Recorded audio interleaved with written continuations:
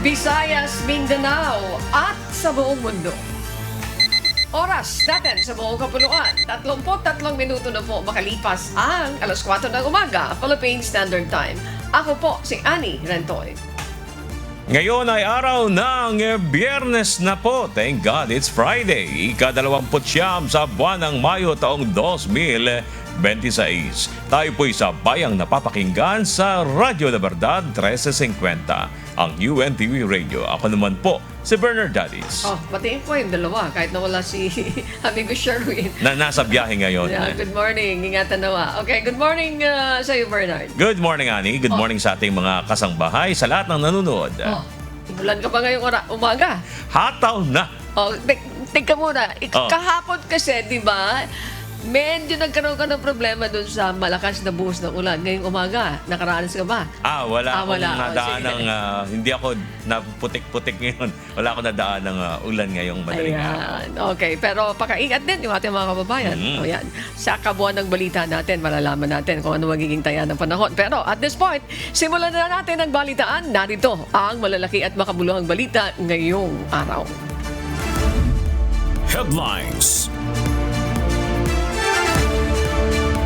National News. Naging abala si Pangulong Ferdinand Marcos Jr. sa ikatlong araw ng kanyang state visit sa Japan. Bukod sa pakikipagpulong sa mga negosyante at investors, nagharap din siya sa isang summit at bilateral talks sa si Pangulong Marcos at the Japan Prime Minister Sanai Takaichi. May umahataw na balita si Danny Texon.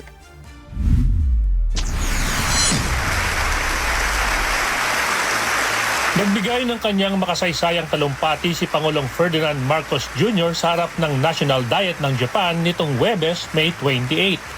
Ang pagtatalumpati ng Pangulo ay isang eksklusibong pagkakataon na ibinibigay lamang sa mga piling foreign leaders, kaya't sumisimbolo ito sa malalim na relasyon ng Pilipinas at Japan. Sa kanyang talumpati, binigyang diin ng Pangulo ang 10 taon ng anibersaryo ng makamit ng Pilipinas ang Arbitral Award kaugnay ng posisyon ng Pilipinas sa West Philippine Sea o South China Sea noong 2016. In July of this year, we marked the 10th anniversary of the Arbitral Award on the South China Sea, which embodies the Philippines' determination to resolve disputes through peaceful means and mechanisms that are provided under international law. We recognize Japan's contributions to international peace, and we value our growing strategic partnership that reflects not only common interests, but common principles as well.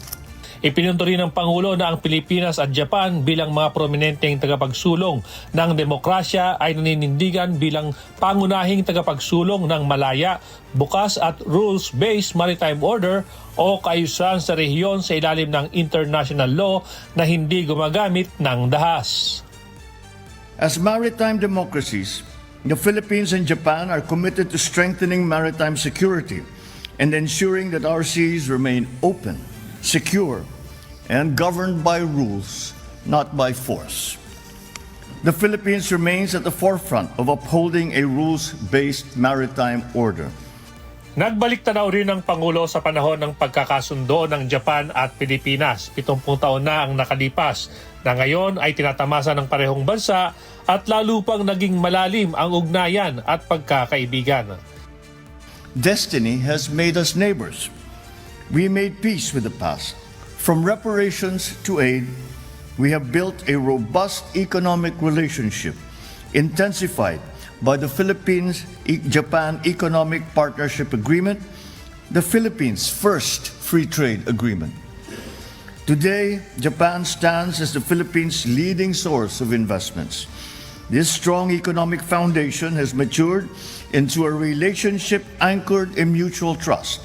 Samantala sa joint press conference ni Pangulong Marcos at Japan Prime Minister Sanai Takaichi, kasunod ng kanilang bilateral talks kagabi, nagkasundo ang dalawang leader na isulong ang dalawang mahalagang paksa, ang pagpapalakas ng bilateral relations kasama ang malinaw na pagtukoy sa maritime borders at ang pagkakasundo kaugnay ng General Security of Military Information Agreement o GSOMIA. Ngayong araw ng Biyernes magtatapos ang 4 na araw na state visit ng Pangulo. Inaasahan namang haharapin niya ang mga kawani ng media bago ito tumulak pabalik sa Pilipinas. Mula sa Tokyo, Japan, Danny Tigzon, humahataw sa balita ngayon. Aabot sa nasa 56.3 billion pesos na halaga ng potential investment ang nasecure ni Pangulong Ferdinand Marcos Jr. mula sa 4 na major Japanese companies sa sidelines ng kanyang 4 na araw na pagbisita sa Japan. Kasama sa mga kumpanyang nakausap ni PBBM ang Tsuneishi Group Corporation, Furukawa Electric Company, Sumitomo Electric Industries at Minebi Mitsumi Incorporated. Nakapaloob dito ang ilang expansion projects sa shipbuilding industries, advanced electronics manufacturing, semiconductor production, AI-driven technologies at green maritime industries. Sa pagdaya ng pamahalaan, lilikha ito ng tinatayang nasa 10,300 na mga trabaho sa Pilipinas. Hataw Balita ngayon. Sa pagpapatuloy ng Hataw Balita ngayon, ibinida ng Department of Transportation at DOTR na lumikha ng 31,000 na trabaho ang big ticket projects ng gobyerno ng North-South Commuter Railway Project at Metro Manila Subway Project. Higit 10,000 manggagawa ay nagtatrabaho para sa Metro Manila Subway Project, habang higit 20,000 naman ang para sa North-South Commuter Railway Project. Ang NSCR, ang linya ng tren na babiyahe mula Clark, Pampanga hanggang Calamba, Laguna, habang ang MMSP, ang kauna-unahang subway na planong maitayo sa Pilipinas. Hataw Balita ngayon. Ito, napakagandang balita nito para doon sa pag-generate ng mga trabaho dito sa ating bansa. Yung bilang kanina, binabanggit, mayroon 10,000, may 31,000, malaking bagay yan. Doon sa mga walang trabaho, let's say for example, yung mga nando doon sa probinsya, Tama. construction worker, kailangan mo dito. Yung mga engineers, yung mga architects, yung iba pang mga professionals na need dito sa trabaho ito, malaking malilikha talaga nito. And I understand, ang target nito until 2032 para matapos itong mga projects na ito. At hindi natatapos dyan yung malilikan trabaho niyan, Ani. Dahil pagka nag-function na itong railway na ito, gagawa din naman ng trabaho yan dun sa mga kababayan natin. Dahil pag nag-function na itong mga kada istasyon ng tren, ibig sabihin, mga ngailangan niya ng mga tindahan na That's pupesto correct. doon. That's correct. So pag may tindahan, mga ngailangan niya ng mga staff. So magbubukas siya ng maraming potensyal na trabaho. Gayun din naman kung halimbawa sa transportasyon, lilikha yan ng bagong ruta ng mga sasakyan, maaring jeep o tricycle. Dahil kung titingnan po natin, meron kasi diyang mga terminal, hindi agad along the road eh. Meron papasok pa ng konti. So gagawa yan ng panibagong ruta. So magke-create na naman ng another na trabaho. Yes, sa tingin ko, isa ito sa tinuturing yata na project of the century na talagang Matagal napakalaking nang inaabangan yan. napakalaking project. Kahit ako and excited it's dyan eh. ongoing. Talaga. And Oo. this will resolve the problem of traffic at mapapadali yung biyahe mo. Ikaw, you're living in Bulacan, di ba Oo, po? kasi yung... Magagamit mo ba yan kung sa Oo. kasakali? Kasi yung mga kagaya kong, lalo pagka rush hour, dyan lang sa may MacArthur Highway sa Malolos. Ayan, Malolos. Lang binabanggit yan na talagang Nako. napakahirap ng traffic Alam na dyan. alam yan ng mga dumadaan dyan. Talaga naman pong, siguro sa dami na rin ng dumadaang sasakyan sa bulto, talaga namang traffic. Lalo na dagdag mo pa pagka bumaha. That's correct. Talaga namang pahirap ang dumaan dyan. Pagka tong tren, kasi kung nadadaan po kayo sa MacArthur Highway sa may Malolos, halos gawa na yung dadaanan ng tren. Naka-elevate siya eh. So kita hindi mo? siya maapektuhan ng baha. See, sa madaling salita, talagang malaking tulong ito. Malaking tulong yan. Sana itong mga infrastructure projects na katulad nito ay mas lalo pang dumami. Kasi apart from nakaka-create ng mga dagdag na trabaho para doon sa ating mga kababayan, imagine yung tulong ng mga bagong infrastructure sa pagbilis ng buhay ng isang tao. Kung Tama. ikaw ay magdadala ng mga products o pupunta ka sa isang lugar, mas mapapabilis nagmamadali. Parang Oo. ini-imagine natin, hindi na tayo nalalayo doon sa ibang mga mamamayan sa abroad. Na ang gamit nila ay puro tren na lang para mabilis yung kanilang mga transactions. Yung ginhawa na hatid nun, That's correct. yung halimbawa, galing ka dito, pwede ka na dumiretso ng Clark eh. Dire-diretso yung biyahe mo. Hindi ka na matatraffic. O hindi ka na matatraffic. Mapapabilis ka pa. So Mabilis. that's good news. Kaya sana po ay walang maging aberya. Yan. Sa mga Sana naman. proyekto na yan. Always praying na sana kasi that's a very good project. At sana magkaroon din sa ibang bansa. Na isa ibang bahagi ng bansa, hindi lang dito sa Luzon area. Ayan. Samantala, muli nang ini-activate ng Department of Education ang kanilang nationwide Oplan Balik Eskwela program bilang bahagi ng paghahanda sa nalalapit na school year 2026 to 2027 na magsisimula sa darating na June. Ang Oplan Balik Eskwela ay isang taunang kampanya at interagency convergence initiative ng DepEd na naglalayong tiyakin na magiging ligtas at maayos at walang aberya ang pagbabalik eskwela ng mga mag-aaral. Isang command center ang bubuksan kung saan pwedeng makipag-ugnayan ang mga kababayan nating may katanungan hinggil sa pagbabalik eskwela ng mga estudyante. Kabilang na dito ang issue ng enrollment, transfer ng school requirements at iba pang mga concerns. Magsisimula ang OBE sa darating na June 1 at magtatapos sa June 11. Hataw Balita ngayon. Ayan. Itong ano na to, yung sinasabi na Oplan Balik Eskwela ng DepEd, ini-activate na bilang paghahanda nga po dito sa pasukan. Ito naman yung kumbaga hotline nila. Okay. Pwede kang dumulog. Nakapag-cover ako dito before sa DepEd. Malaking naitutulong nito. Kumbaga yung ang isa sa na-encounter ko noon na case is yung merong estudyante from Visayas area, lumipat sila dito sa Luzon. So nahihirapan siyang mag-enroll dahil dun sa mga records, transfer record, etc. etc. So natulungan sila nung hotline na yon That's ng very good. DepEd. That's very good. So yun yung nagagawa po nito para dun sa mga kababayan natin na may concern, i-check nyo lang po dun sa website ng DepEd. Pwede nyo ilapit itong mga concern ninyo pagdating bago itong pasukan. Ayan. Sana maging aware yung ating mga kababayan. Ano po? Dahil makakatulong. Malaking bagay. Makatutulong po sa kanila yan, iwas abala at matuturuan sila ano yung dapat nilang gawin. Yes, so po. Hindi yung tipong kung malapit na saka sila gagawa ng paraan. Ngayon pa lang.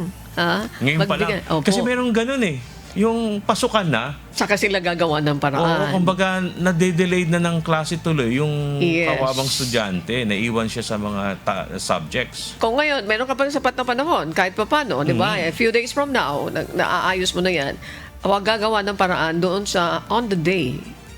Ang maganda ngayon kasi, mas accessible yung information through website, mga social media sites ng DepEd, mas mabilis ngayon yung pakikipagkomunikasyon. That's correct. At syempre, yung internet naman ay malawak na yan. So hindi na pwedeng sabihin, hindi kasi kami makakonect. And magagawa ng paraan yan. Mga nanay, please lang, ma-remind yung mga anak na gawan dapat ng paraan. Minsan kasi yung mga nanay busy sa kanilang mga trabaho. Ayan, tama yung mga po yan. estudyante, dapat gumawa po kayo ng paraan. Eto, meron pa tayong ilang balita dito. 87% daw po ng mga mag-aaral sa grade 11 ang hindi pa kaya magbasa ng mag-isa o kinakailangan pang gabayang palagi ng guro, magulang o ibang tao. Katumbas yan ang halos 1.3 million na grade 11 learners. Batay ang datos sa ginawang pilot literacy assessment ng Department of Education ng DepEd. May hataw na balita si Rosalie Cos. Nananatiling bagsak ang kalidad ng edukasyon sa bansa. Yan ang ipinapakita sa ulat ng Department of Education na isinumite sa Second Congressional Commission on Education o EDCOM-2 sa pagdinig ng House Committee on Basic Education. Lumabas sa March 2026 pilot run na Senior High School Literacy Assessment ng DepEd sa 1.4 million na mga mag-aaral sa grade 11. 12.58% lang ang maituturing na independent readers. Samantalang ang nalalabing malaking bahagi o halos 1.3 milyon ay mga tinatawag na instructional at frustration readers. Frustration readers ay mga hirap magbasa at umunawa, samantalang instructional readers naman ay ang mga nakakabasa pero kailangan pa ng gabay. Karaniwang nasa 16 to 17 years old ang mga mag-aaral sa grade 11. Only 12% of learners in the 11th grade level are independent learners or readers that are fully able to comprehend and understand as expected from their grade level what the outcomes or the information is supposed to be. Ayon kay House Committee on Basic Education Chairperson at Pasig City Representative Roman Romulo, dapat matugunan ng DepEd ang suliraning ito sa pamamagitan ng curriculum. Higit anya ito sa usapin ng pagbabago sa instructional time o inaasahang pagpapatupad ng 3-term school calendar para sa 2026 at 2027. Yung curriculum ba nila, whether 3 semesters o 4 quarters, kailangan matugunan na nila yung issue of quality education, yung reading comprehension. Kasi yun talaga yung issue eh. Si ACT Teachers Party List Representative Antonio Tino naman, iginiit na katunayan nito ng pagpalya ng K-12 program. Systemic yung problema. No? Hindi pwedeng sabihin isang factor lamang ito, kundi yung buong sistema mismo at yung mga incentives at all levels from the individual, from the teacher level to the school level hanggang sa buong sistema, yun ang lumikha ng ganitong sitwasyon. No? Na basically, para magtuloy-tuloy, ang takbo ng sistema kailangang ipasa. No? Yun ang nangyayari. Pero nga, ang resulta ay kalakhan ng mga gumagraduate ay wala nung competencies na kinakailangan ng isang senior high school graduate. Ayon sa tagapanguna ng House Committee on Basic Education, panahon na para sa DepEd na magsagawa ng masusing pag-aaral at internal na pag-uusap upang matugunan ang pangunahing suliranin sa reading comprehension. Nakita naman natin karamihan ng suggestions ay nanggaling from policymakers, third parties. So siguro, it is time for DepEd to be the ones to tell us. We appreciate po namin lahat ng ginagawa niyo at suggestion ninyo. Pero hindi kaya ng DepEd ma-implement lahat yan. Ang kaya ng DepEd para malutas natin itong problema sa functional literacy, ito ang gagawin ng DepEd. Yun ang kailangan natin marinig. Rosa Licos, humahataw sa balita ngayon. Mukhang nakakagulat ito, ano po?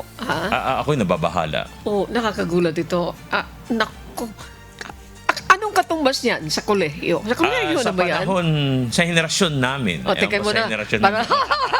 Sige, sa henerasyon nyo na. Sa Sige, okay henerasyon na. namin, mga batang 90s, Okay. yung grade 11, ang katumbas nito sa panahon namin, first year college na. Ibig sabihin, hindi pa nakakabasa independently, kailangan ng gabay? O sabihin, hindi pa ito kayang magbasa ng mag-isa ng maayos dahil ito papatak, 16 to 17 years old na to. Grabe. Grade 11, nasa 1.3 million. Hindi siya ganun kaayos magbasa, hirap magbasa. 87% ng mag-aaral. Hindi po ito nakakatuwang balita. Hindi talaga nakakatuwa. Kasi doon sa panahon namin, di pa kami pumapasok sa paaralan. Marunong na kami magsulat ng Kahit pangalan namin. Nung panahon namin ay Marunong na kami magbasa ng alphabet. Nung panahon Ayan. namin yon. Ayan. bago this pa mag-grade 1, marunong na. Okay, so, I do not know. Hindi ko masyadong narinig yung binabanggit ni Congressman Romulo. Saan nagkakaroon ng problema? Bakit hindi? Bakit mayroong ganitong bilang? Hindi nila Very alarming. nabanggit sa ulat. Pero based doon sa mga previous reports na nailabas before, nakaka-apekto hindi lang sa mga grade 11 lalo dun sa mga maliliit na bata. Malaking impact yung masyadong tutok sa gadget. Sa bagay, hindi mo maikakailayan dahil almost all ng mga bata, they have the gadgets already. Ang paliwanag ng isang eksperto, ang nangyari kasi ang wika sa ngayon, sabi nila, yung ibang magulang, ipinaubaya na yung parenting o yung pagtuturo, pag-aalaga sa anak sa gadget. So para tumahimik, bibigyan ng gadget. Umiyak, ito yung gadget maglaro mo. ka dyan, manood ka. So hindi nga naman bantayan, nandun lang siya sa isang lugar, nakatutok. Pero ang nakita ng mga eksperto, based ito sa mga previous report natin, yung mga bata, hindi sila nadidelay yung speaking skills nila. Dahil masyado silang tutok sa gadget, hindi sila nasasanay na makipag-usap sa ibang tao. Kaya ang nangyayari, dapat grade 1 na, grade 2 na, dahil hindi siya nakakapag-socialize o nakakausap na ibang tao, tutok sa gadget, delayed yung pagsasalita niya. Hindi siya nakapagsasalita agad. Marami tayong nakausap na ganyang magulang. Alam mo, tama yung sinasabi mo. Kasi meron akong witness, grade 2 na siya, yung bata. Hindi pa siya marunong magsulat ng Hindi pangalan. marunong magsalita. Yeah. Makapag-communicate. Dahil masyadong naging tutok sa gadget. At ang isang naobserbahan pa, yung mga bata, kinokopya nila yung sinasabi dun sa napapanood nilang pinapanood nila, nag-English sila, nagsasalita sila sa sarili nila. That's correct. That's a good observation na nakikita din natin yan sa mga bata ngayon.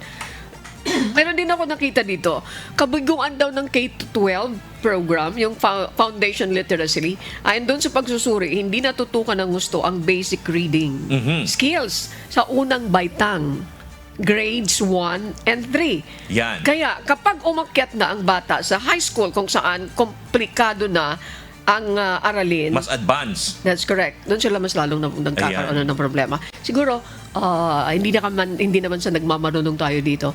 Siguro, ma-explain ang gusto ng gobyerno kung ano yung mga hakbang na gagawin nila. Yan ang kasi aabangan natin. ang bilang na ito ay hindi biro. Imagine, college ka na, you cannot read independently, and at the same time, you cannot comprehend. Hindi ka na makabasa, hindi ka pa makaunawa. At ito po, ang nag-ulat mismo ay DepEd. That's correct. Sila mismo, batay sa kanilang assessment. So, may parameters, may mga ginamit silang sistema para i-identify ito. At sila ang pinaka-mabuti talagang makagagawa niyan. Sila mismo nagsabi. Sa mga susunod na araw, siguro we will be expecting yung report na ganito, ito yung ginagawa namin ngayon. Maganda ito na brought out sa pagdinig ng lower house. Actually, sa Basic Education Committee, like what mentioned by Rosalie Cos, na-discuss ito nila. So, we're hoping na sana maklarify ng gusto what are the action na ginagawa ng ating pamahalaan para matugunan ito. Yan, sana matutukan po yan dahil hindi biro yung ulat na ito na napakaraming kabataan, edad 16 to 17 years old ay hindi po maayos na magbasa. Ang hamon na ito, hindi lang para sa gobyerno. Dito, kasama mo ang mga guro, ang mga estudyante, Tama. ang mga magulang, ang mga mag-aaral, at ganun din yung gobyerno. Sama-sama, hindi lang pwede natin sasabihin na, okay, solely ito ay dapat gawin lang ng gobyerno. Itong mga binanggit natin, guro, mag-aaral, magulang, at pamahalaan. Kaya nga sa ibang bansa, Ani, alam ko natatandaan mo, may mga report tayo before, merong certain age, yung mga minor, pinagbabawal na muna nila yung pag-access ng social media, ng internet. Ayan, Australia may certain limit ng kanilang age. May age limit sa ibang bansa. May mga bansa talaga na pinagbawal na yan. I do not know kung dito sa Pilipinas. May sinusulong ng batas. Matinding debate yan. May sinusulong na pero hindi pa nagiging ganap na batas. Oo, nasa ano pa. Nung panahon naman natin, walang ganun eh. Ang inabot ko yung abakadang aklat na dilaw. Ako inabot niya yon kasi hindi pa kami nag-aaral. Yun na yung binabasa namin. Mabuti nga kayo, mayroon ganun. Syempre. Tapos, ang laro kasi namin nun is aral-aralan ang tawag. Yung nakatatanda kong kapatid, siya yung teacher. Elementary pa lang siya nun. Tapos kami mga kababata ko, siya namang estudyante niya. Susulat-sulat kami sa papel. Kahit hindi pa kami nag-aaral, kaya marunong kami magsulat kahit ABC lang. Talaga. Oo, ganun yung laro namin nung araw. Sa amin naman, katon. I do not know if you're familiar with that kasi I'm older than you. Yung katon, syempre, probinsya yun, bundok. Anong katon? Parang isang maliit na isang maliit na book na nandun na yung mga letters. Para din yung sinasabi kong okay. abakada na Opo. dilaw na akla booklet. Pero mas maganda sa inyo, mas social sa inyo. Kami yung papel na parang pagka nabasa ng konti ay mapupunit na. Sa madaling salita, yung texture niya ay talagang kakaiba. Talagang iingatan mo na wag ka matilamsi ka ng tubig kasi mabubura yung mabubura yung nakasulat, mabubura yung letra. Okay. Sa madaling salita, yun po ang natutunan namin. Ginamit ng mga kapatid ko, pero hindi pa rin nasira. Sa iisa lang yun. Sa madaling salita, kung ma-improve ng gusto yan, mas maganda at matutukan. Mahirap itong bilang na ito. It's very alarming. Tama po yan. Samantala, inianunsyo na ng mga organizer ang magiging host para sa susunod na palarong pambansa na gaganapin sa taong 2027. Mula sa Agusan del Sur na ngayong 2026, itinalaga ang Quezon City bilang susunod na host ng annual sporting event.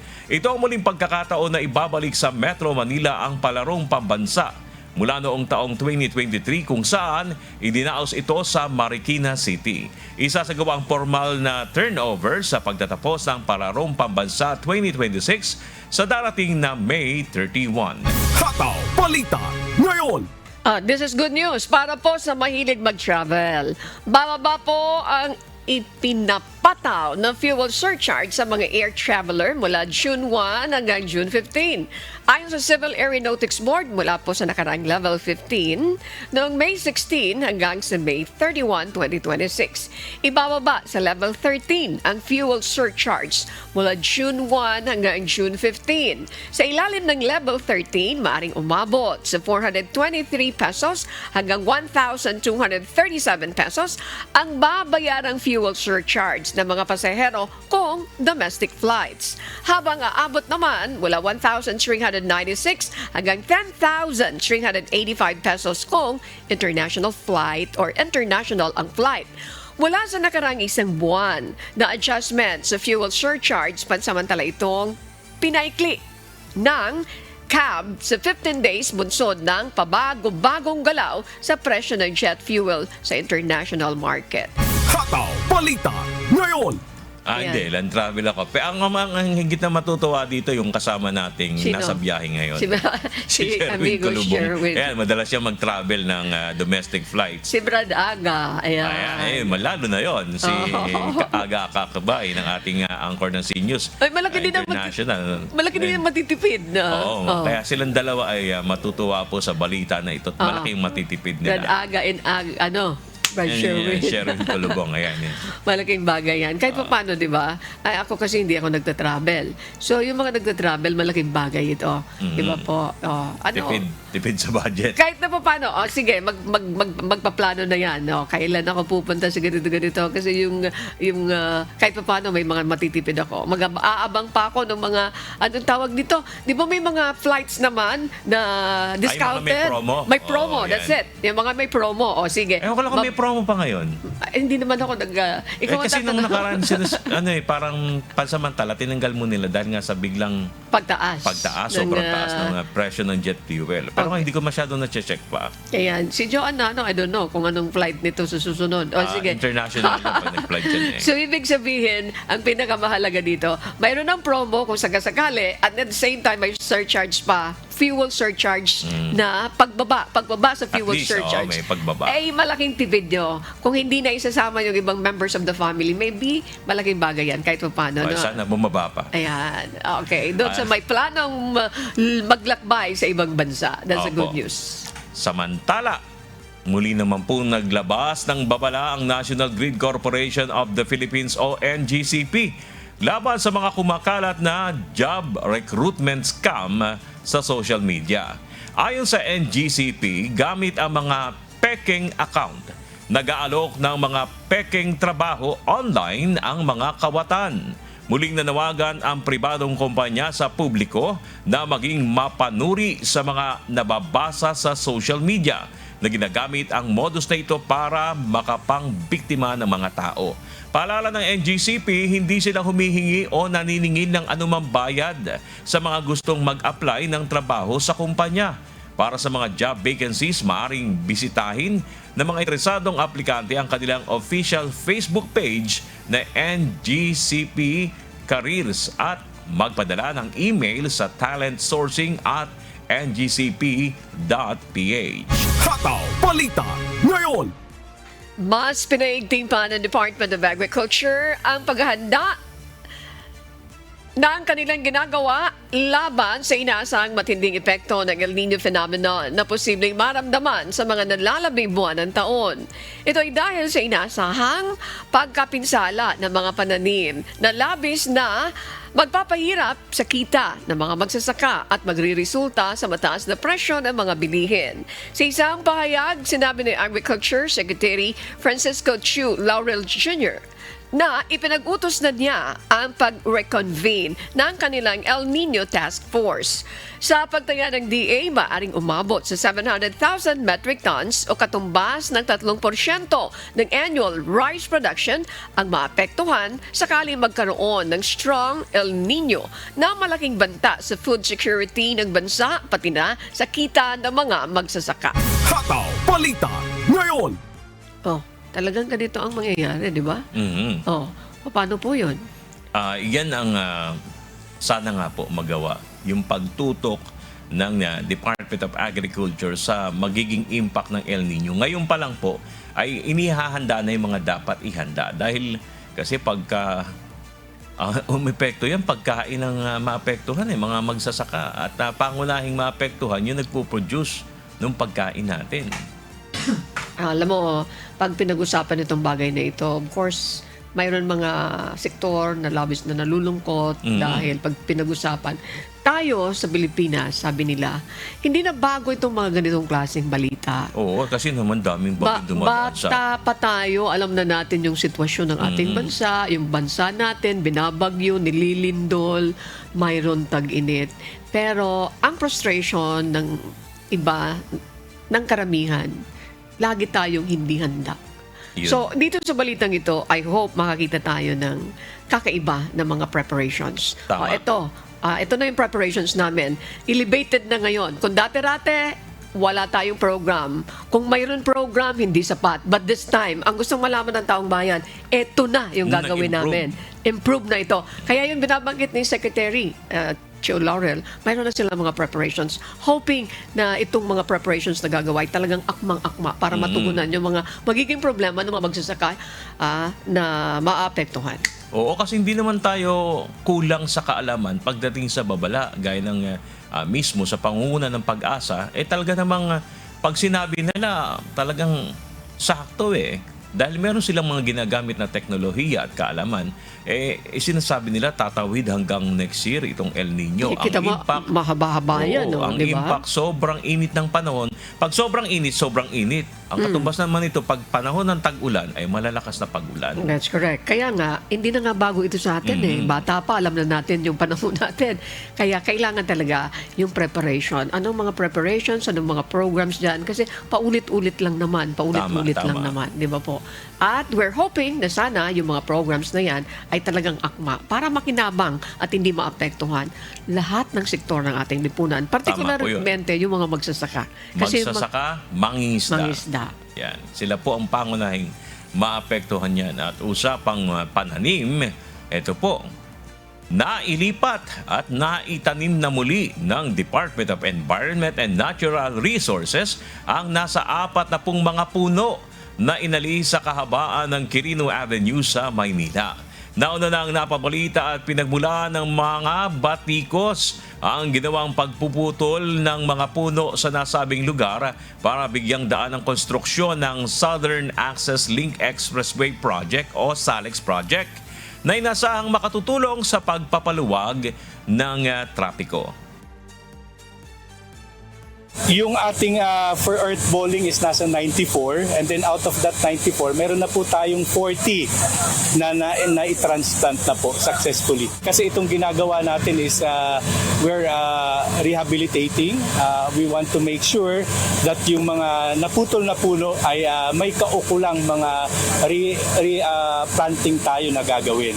We were just making sure na tama po yung ating ginagawa, especially dun sa earth bowling. and then dun sa continuous assessment ng ating ginagawa dito sa Quirino Avenue. Pero aminado naman ng DNR-NCR Forester na hindi lahat ng puno sa may Quirino Avenue ay maaring mailipat. Base sa ulat ng ahensya, sa 617 na punong sinuri, halos nasa higit 500 dito ang may diferensya na. 44% sa mga ito ay bulok o may sira na sa ugat. 26% naman ang nakatagilid o nakasabit na sa mga kable ng kuryente, habang 19% ang itinuturing ng patay, nalalanta o deform na. 65 lang o 11% ang natukoy dito na malusog at matitibay pa. Based dun sa assessment na ginawa ng mga aming technical staff who conducted the inventory, some of the trees are damaged. May mga damage na po sa mismong puno. That's why yun po, na-recommend po siya for cutting. Kung hindi siya maputol, baka in the event of mga strong typhoon, ma-damage siya, ma-uproot siya. Nauna na ang sinabi ng DNR na planong gawing mga upuan at lamesa na magagamit ng mga estudyante sa mga paaralan ang mga ilang mga punong kahoy na pinutol sa may Quirino Avenue. Ayan, patuloy po kayong mantabay. Magbabalik pa ang Hataw Balita ngayon. Oras sa buong Kapuluan. 13 minuto makalipas ang alas 5 ng umaga. 5:30 na po. At sa pagpapatuloy ng Hataw Balita ngayon. Para po sa mga balita sa iba't ibang panig ng mundo, narito ang ating global correspondent na si Marie Peñaranda mula sa Texas, USA. Good morning, Marie, mula sa Pilipinas. Global News. Yes, magandang umaga sa iyo, Bernard, at sa lahat ng ating mga kasambahay. Narito ang mga balita mula sa iba't ibang panig ng daigdig. Naglunsad ng panibagong pag-atake ang Estados Unidos laban sa isang military site ng Iran. Malapit ito sa Strait of Hormuz na pinaniniwalaang nagbabanta sa US forces sa rehiyon, gayon din sa mga commercial ship na dumadaan sa strait. Agad namang gumanti ang Iran at tinarget ang mga bases ng Amerika sa rehiyon. Ayon sa Kuwait, nakapag-intercept sila ng mga missiles at drone threats. May hataw na balita si Noel Poliarco. Muling nagsagawa ng military airstrikes ang Estados Unidos sa timog ng Iran matapos targetin ang isang ground control site sa port city ng Bandar Abbas na umano'y nagbabanta sa mga US forces at commercial shipping sa Strait of Hormuz. Ayon sa isang US official, 4 na Iranian attack drones din ang napabagsak ng US military habang papalapit ang mga ito sa nasabing shipping route. Nilinaw ng Washington na purely defensive lamang ang operasyon at layunin nitong mapanatili ang ceasefire sa pagitan ng dalawang bansa. Nangyari ang panibagong strikes ilang oras matapos itanggi ni US President Donald Trump ang umano'y draft deal na inilabas ng Iranian state media kaugnay ng Strait of Hormuz. Una nang iniulat ng Iranian State TV na may binubuong kasunduan kung saan papayag ang Iran na ibalik sa normal ang commercial shipping sa strait habang magkakaroon ng joint management ang Iran at Oman sa pagbabantay sa mga barkong dadaan doon. Ngunit iginiit ni Trump na walang anumang bansa ang papayagang kumontrol sa Strait of Hormuz dahil ito ay bahagi ng international waters. Nauna na rin itong tumutol sa ipinatutupad na bayad ng Iran sa mga barkong dumadaan sa strait. Ayon naman sa Iran, hindi ito toll kundi bayad para sa navigational services at proteksyon kasama ang koordinasyon sa Oman. Nagbabala naman si Trump sa Oman at sinabing dapat sumunod ito sa posisyon ng Estados Unidos sa usapin ng Strait of Hormuz. Oman will behave just like everybody else, so we'll have to blow them up. They understand that. They'll be fine. Naglabas din ng babala si US Treasury Secretary Scott Bessent laban sa mga bansang posibleng makipagtulungan sa Iran sa pagpapataw ng mga bayarin sa Strait.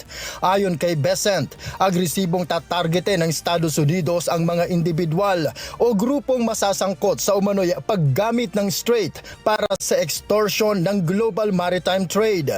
Agad namang gumanti ang Iran matapos ang panibagong strikes ng Estados Unidos. Ayon sa Islamic Revolutionary Guard Corps o IRGC, target nito ang isang American airbase na pinagmulan umano ng mga pag-atake sa Bandar Abbas.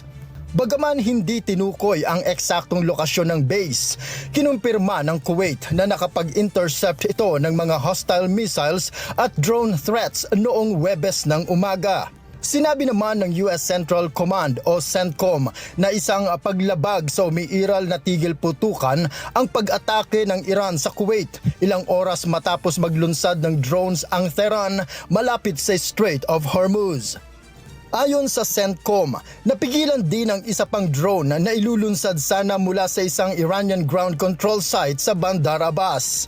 Sa kabila ng pagpapalitan ng pag-atake ng magkabilang panig, nananatili pa rin ang ceasefire sa rehiyon, gayon din ang negosasyon para sa mas matagal na kasunduan sa pagitan ng Estados Unidos at Iran. Noel Polyarco, humahataw sa balita ngayon.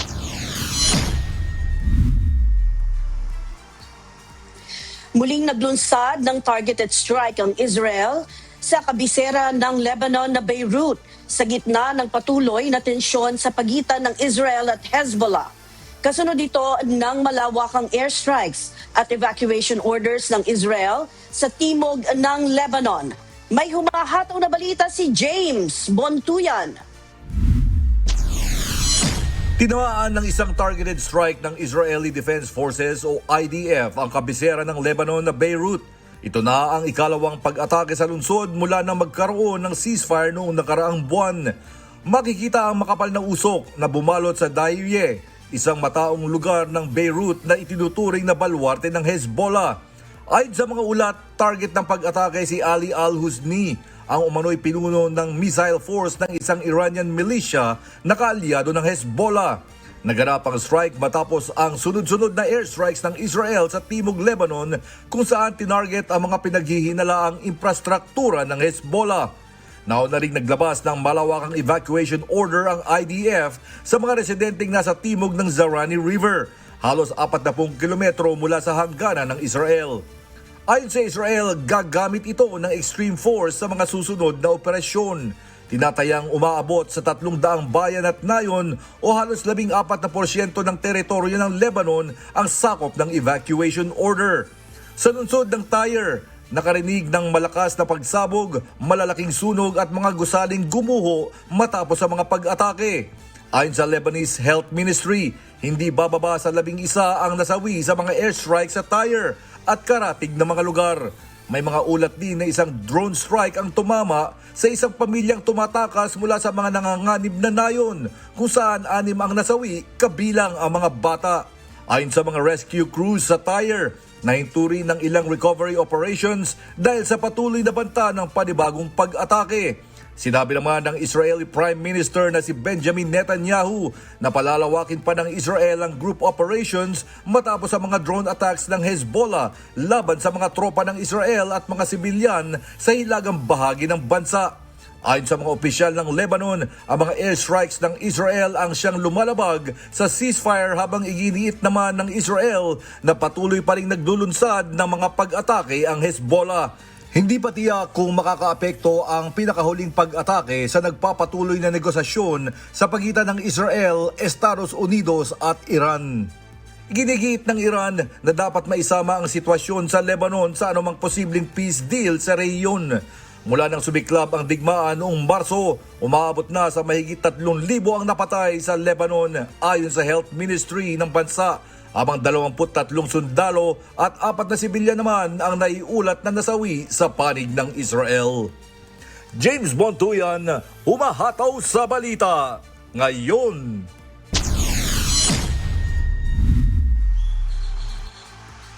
Samantala, nagbabala naman ng United Nations sa posibleng mas mapanganib pang paglala ng digmaan sa pagitan ng Russia at Ukraine.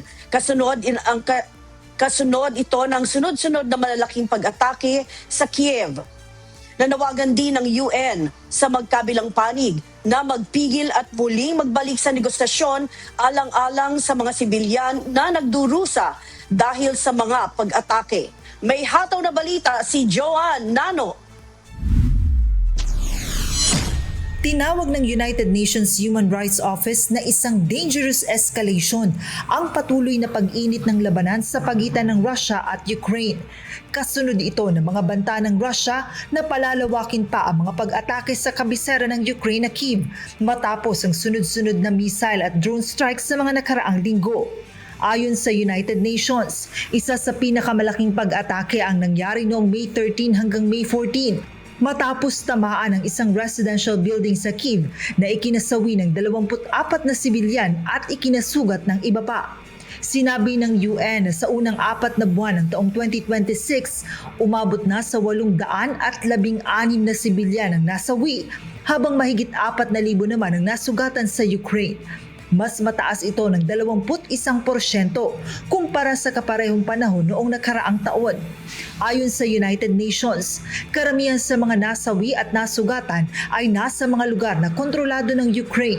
Nananawagan ng UN na dapat sumunod ang magkabilang panig sa international humanitarian law upang maiwasan ang pagkakasakit at pagkamatay ng mga sibilyan. Kasabay nito, binatikos din ng United Nations ang pag-atake ng Ukrainian forces sa isang educational complex sa Stralovski, isang lungsod na nasa ilalim ng kontrol ng Russia. Ayon sa mga Russian authorities, 21 ang nasawi sa insidente, habang 44 naman ang nasugatan. Matapos ang investigasyon ng United Nations, napag-alamang operational pa ang mga pasilidad nang maganap ang mga pag-atake at kabilang sa mga nabiktima ang mga estudyante at sibilyan. Pinunto rin ng Human Rights Office na may mga sibilyan din sa loob ng Russia na nasasaktan at nasasawi dahil sa mga pag-atake ng Ukrainian forces.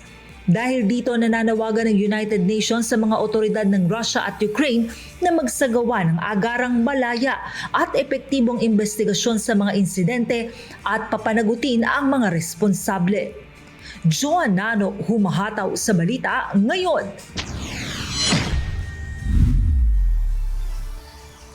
Nakatakdang magtungo si World Health Organization Director General Tedros Adhanom Ghebreyesus sa Democratic Republic of the Congo sa gitna ito ng patuloy na paglala ng Ebola outbreak doon. Nanawagan din ito sa mga armadong grupo sa rehiyon na magdeklara ng ceasefire upang makapasok ng ligtas ang mga health workers at matulungan ang mga apektadong komunidad. Narito ang humahataw na balita.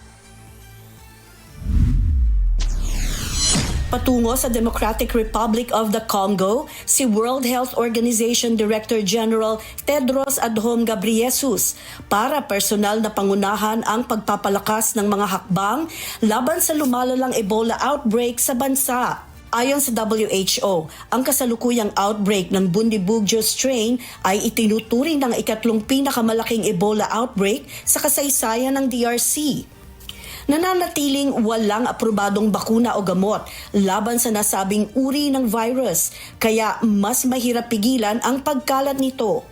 Mula nang ideklara ang outbreak noong May 15, umaabot na sa mahigit 1,000 pinaghihinalaang kaso ang naitala sa Congo, habang mahigit 200 naman ang pinaghihinalaang nasawi dahil sa sakit. Ayon pa sa WHO, posibleng mas mataas pa ang tunay na bilang ng mga nahawa at namatay dahil marami pa ring kaso ang hindi nakukumpirma. Unang magtutungo ang WHO chief sa Kinshasa bago pumunta sa Ituri province na itinuturing na sentro ng outbreak. Sa Ituri din naitala ang mahigit 70% ng mga kaso ng Ebola. Kasabay nito, patuloy namang nakikipaghabula ng mga health authorities sa pagtukoy at pag-isolate ng mga posibleng nahawa upang mapigil ang mas malawak pang pagkalat ng virus. Ngunit mas lalong pinahihirapan ng mga operasyon dahil sa patuloy na labanan ng mga armadong grupo sa silangang bahagi ng Congo. May mga ulat din ng pag-atake sa mga health facilities habang may ilang komunidad na hindi naniniwala sa pagkakaroon ng Ebola. Dahil dito, nanawagan si Dr. Tedros sa mga naglalaban ng grupo na magdeklara ng pansamantalang tigil putukan upang makapasok ang mga medical team sa mga apektadong lugar. Ayon sa WHO, ang patuloy na sagupaan at paglikas sa mga residente ang isa sa mga dahilan kung bakit mas mabilis kumalat ang virus sa mga overcrowded camps at liblib na komunidad. Samantala, pinaigting pa ng WHO ang testing at pagpapadala ng medical supplies sa mga apektadong probinsya sa pakikipagtulungan ng pamahalaan ng Congo at iba't ibang international partners. Nagpadala rin ng halos 5 toneladang medical cargo ang MONUSCO o United Nations Peacekeeping Mission sa Ituri para tumulong sa mga operasyon. Pero ayon sa mga humanitarian workers, patuloy pa rin naaantala ang mga pagresponde dahil sa mga restriksyon sa mga biyahe papasok at palabas ng Bunia, ang kabisera ng Ituri Province.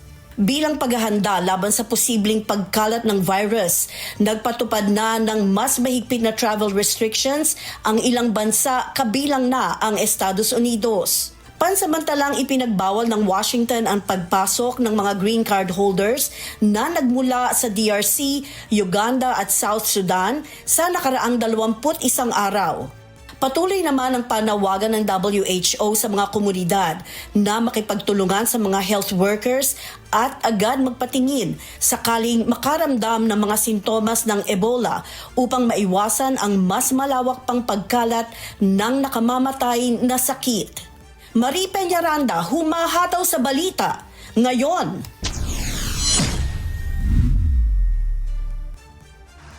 Nagbabala naman ng World Meteorological Organization at UK Met na posibleng umabot sa near record levels ang average global temperatures sa susunod na 5 taon.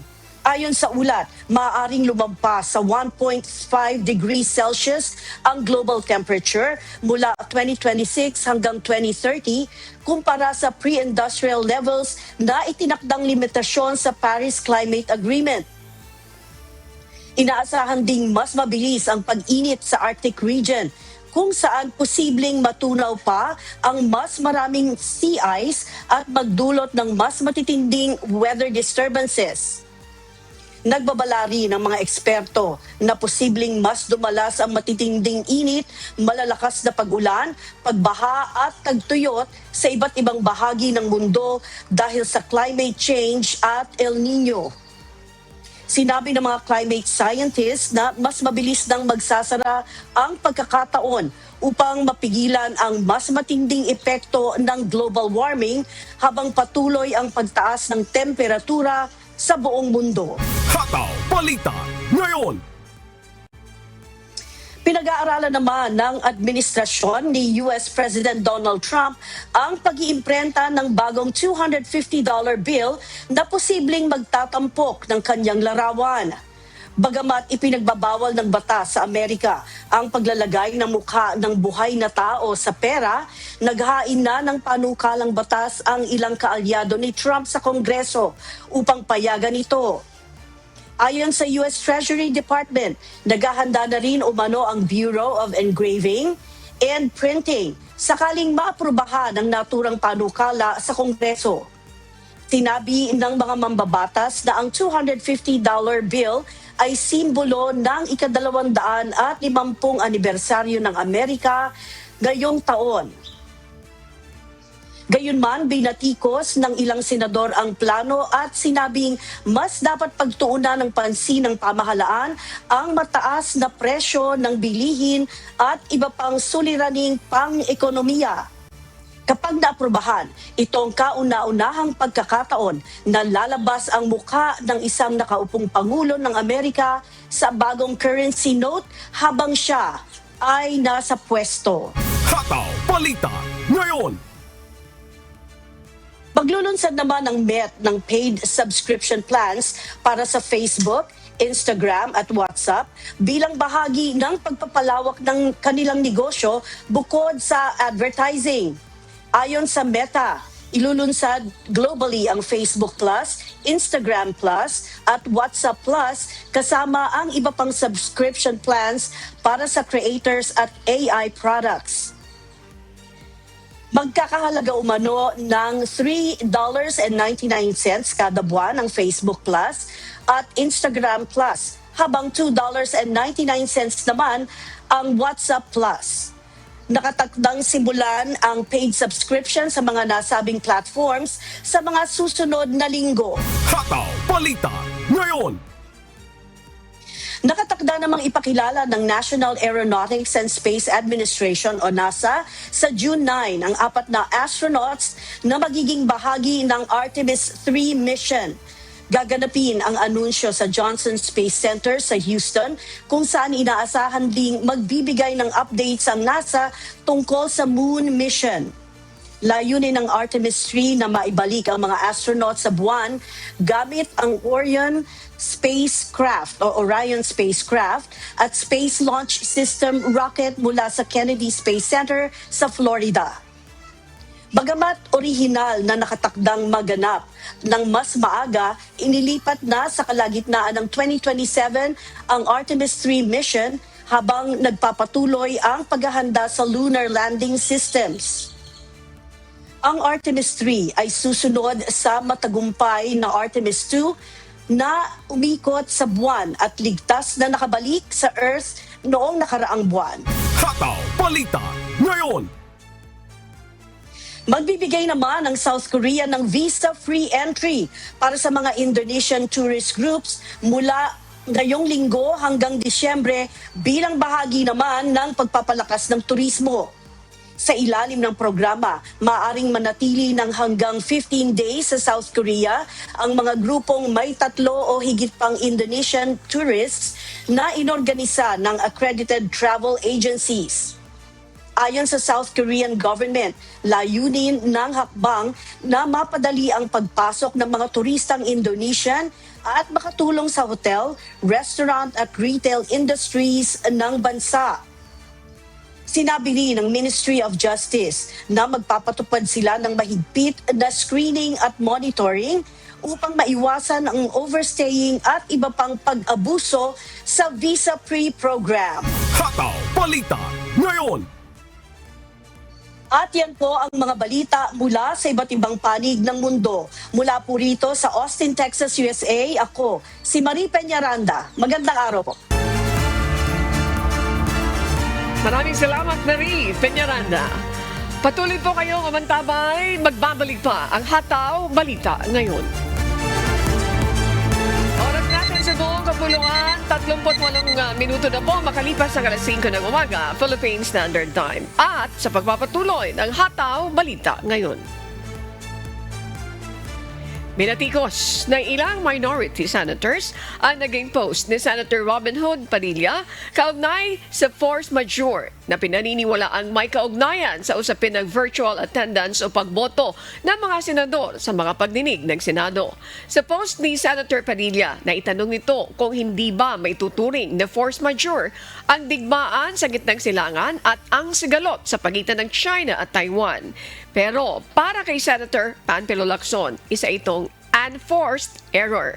Isang pagkakamalian niya ang pagsasama ng mga sigalot sa ibang bansa sa ilalim ng force majeure o hindi inaasahang pangyayari para lamang bigyang katwiran ang remote o online na pagdalo at pagboto sa mga pagdinig ng Senado. Sinigondahan naman ito ni Senator Risa Hontiveros. Para sa senadora, hindi may tuturing na force majeure para sa Pilipinas ang giyera sa Middle East dahil ito ay nangyayari sa labas ng bansa. Dagdag pa ng senadora, ang epekto ng oil crisis sa publiko ang mismong dahilan kung bakit dapat silang mga senador ay pisikal na pumapasok sa Senado upang gawin ang kanilang trabaho. Binigyan din ni Senator Hontiveros na ang tensyon sa pagitan ng China at Taiwan ay matagal nagbanta at kailanman ay hindi ito naging dahilan para mag-online work ang mga mambabatas. Nagbigay rin ng komentaryo si Senator Erwin Tulfo sa kontrobersyal na social media post ni Senator Padilla. Ayon kay Senator Erwin Tulfo, hindi niya lubos maisip kung paanong ang El Nino o ang matinding init ng panahon ang magiging dahilan para hindi makapasok ng pisikal ang isang senador. Binigyan din niya na nakakahiyang mag-video conferencing lamang ang mga mambabatas habang ang mga magsasaka, construction workers at iba pang ordinaryong manggagawa ay nagbabanat ng buto sa ilalim ng sikat ng araw. Sa pagbabalik ng sesyon sa darating na Lunes, June 1, inaasahang tatalakayin muli ng mga senador ang mosyong lalong pahintulutan ang pagdalo at pagboto ng mga senador sa sesyon sa pamamagitan ng teleconference. Hataw Balita ngayon. Mariing isinusulong ni Senator Robin Padilla na mapayagan sana si Senator Ronald Bato de la Rosa na dumalo sa mga sesyon ng Senado online. Ayon sa senador, dapat gamitin ang teknolohiya upang patuloy anyang magampanan ni Senator de la Rosa ang trabaho nito. May humahataw na balita si Jed Neresina. Dinipensahan ni Senator Robin Hood Padilla si Senator Ronald Bato de la Rosa at sinabing makatutulong sa kanyang paglilingkod sa taong bayan ang pagpayag sa pagboto at pagdalo sa sesyon online ng mga senador. Sa isang online post ni Senator Padilla, sinabi nito na hindi naman talaga nais ni Senator de la Rosa na hindi pumasok ng personal. Ngunit nahahadlangan aniya ito dahil sa pagkakaroon umano ng banta sa seguridad kung saan kapag lumabas siya ay maaari siyang arestuhin o bigla ang isakay sa eroplano at dalhin sa ibang bansa para ikulong ng International Criminal Court o ICC. Dagdag pa ni Senator Padilla na sa kasaysayan ng Senado si Senator Bato umano ay isa sa may pinakamagandang record sa attendance at dahil may banta umano sa seguridad ngayon ng kapwa niya senador. Iminumungkahi ni Senator Padilla na payagan itong magtrabaho at dumalo sa mga sesyon sa pamamagitan ng online o teleconferencing. Binibigyang diin ni Senator Padilla na hindi pa maituturing na kriminal si Senator De La Rosa dahil wala pang pinal na desisyon o hatol ang korte na nagpapatunay na nagkasala siya. Kaya't nanindigan si Senator Padilla na may karapatan pa rin si Senator Bato na gampanan ang kanyang tungkulin.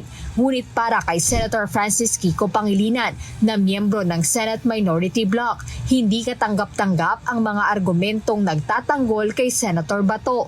Binigyang diin ni Senator Pangilinan na ang pagtatago at pag-iwas sa pag-aresto ay gawain ng isang lawbreaker at hindi ito dapat bigyan ng espesyal na konsiderasyon o ihambing sa naging sitwasyon ni dating senadora at ngayon ay Congresswoman Leila de Lima na sumunod naman aniya sa legal na proseso. Dahil dito, hindi basta maaaring payagan ang virtual attendance sa mga sesyon, lalo kung hindi ito pasok sa kasalukuyang rules ng institusyon. Sa ngayon nakabinbin at inaasahang matalakay sa susunod na sesyon ang mosyong amyendahan ang Senate Rules upang mapahintulutan ang online o virtual na pagdalo at pagboto ng mga senador sa sesyon. Jed Neresina, humahataw sa balita ngayon. Sa pagpapatuloy ng Hataw Balita ngayon, lumabas sa investigasyon ng Criminal Investigation and Detection Group o CIDG na planado umano ng ang kontrobersyal na putukang nangyari sa Senado noong May 13 hanggang sa makaalis si Senator Ronald Bato de la Rosa ng madaling araw ng May 14. Ayon kay CIDG Director Police Major General Robert Alexander Morico II, bagamat magkahiwalay na insidente, lumalabas na bahagi ito ng planong pagpapaalis kay Bato sa Senado. Let me just say na, two incidents po yun. Yes. They're related. Hindi po yun incidental. It's not a mere hitch ride. It is plano, well-planned, well-coordinated, kasi yung may backup vehicle pa. Major General Morico, may malaking papel si Senator Robin Hood Padilla sa pagtakas ni Senator De La Rosa. Siya ba yung master? Mastermind na ka. By indispensable cooperation, ma'am. It will not happen without him. Tukoy na rin umano ng CIDJ ang 6 na individual na sinasabing kasabwat ni Senator Padilla sa pagplano at pagpapaalis kay Senator Bato. Kabilang dito ang security officer ni Senator Padilla na dating opisyal ng Armed Forces of the Philippines. You can see her doon sa CCTV footage nung habang, I think even the press that assigned in the Senate usually sees her na kasama. And she's the one na may nakasuot ng bulletproof vest doon. She was a former AAP personnel.